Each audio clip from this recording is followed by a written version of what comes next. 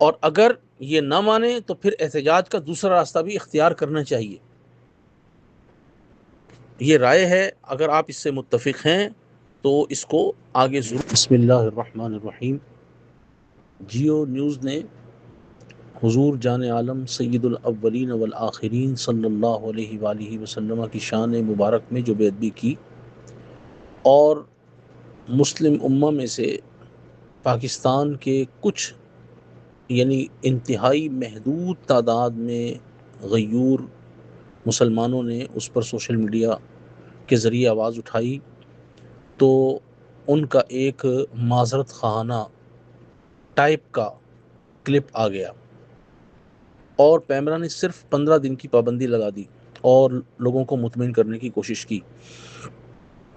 سب سے پہلی بات تو یہ ہے کہ جیو نیوز نے جو معذرت خواہانہ ٹائپ کا کلپ، اس لیے کہہ رہا ہوں کہ اس کو غور سے سنیں، اس میں کہیں بھی گستاخی، بے ادبی پر ندامت کا اظہار نہیں ہے، بلکہ اس میں زیادہ تو اپنے ادارے کی ہی تعریف ہے در پردہ، اور اس کے اندر حضور علیہ الصلوۃ والسلام کی بارگاہ سے، اللہ جل شانہ کی بارگاہ سے معافی کی کوئی بات نہیں ہے، اور نہ ہی لوگوں کو ناموس رسالت کے مسئلے کے حوالے سے جو تکلیف ہوئی ہے اس کا کوئی ذکر ہے۔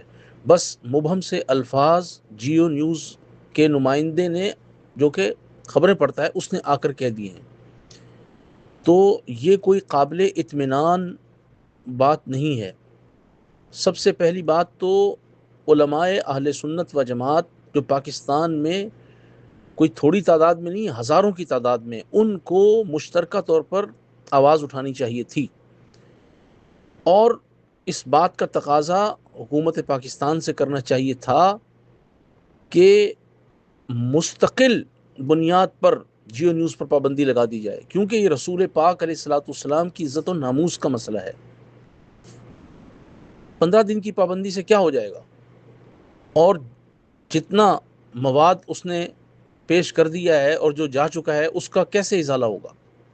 لہٰذا اب بھی وقت ہے، اگر آئندہ اس قسم کی گستاخیوں کا سلسلہ روکنا ہے تو اس کے خلاف ایک سخت قسم کا رد عمل اہل سنت و جماعت کے غیور مسلمانوں کو دینا چاہیے اور اٹھنا چاہیے باقاعدہ۔ پہلے اپنی آواز کو میڈیا کے ذریعے سے، الیکٹرانک میڈیا، پرنٹ میڈیا اور سوشل میڈیا کے ذریعے سے علماء کو پہنچانا چاہیے ایک ہو کر، تو انشاءاللہ تعالی ناموس رسالت کے لیے جو آواز اٹھے گی اس میں بہت برکت ہوگی۔ اور اگر یہ نہ مانے تو پھر احتجاج کا دوسرا راستہ بھی اختیار کرنا چاہیے۔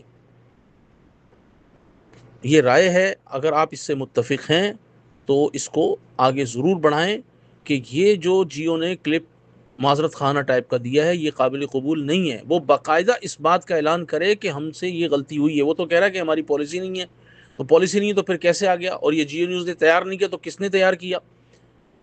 یہ سب کچھ پوچھنا چاہیے، اس پر پوری کارروائی ہونی چاہیے، اور اس پر بار بار اسٹینڈ لینا چاہیے امت مسلمہ کو۔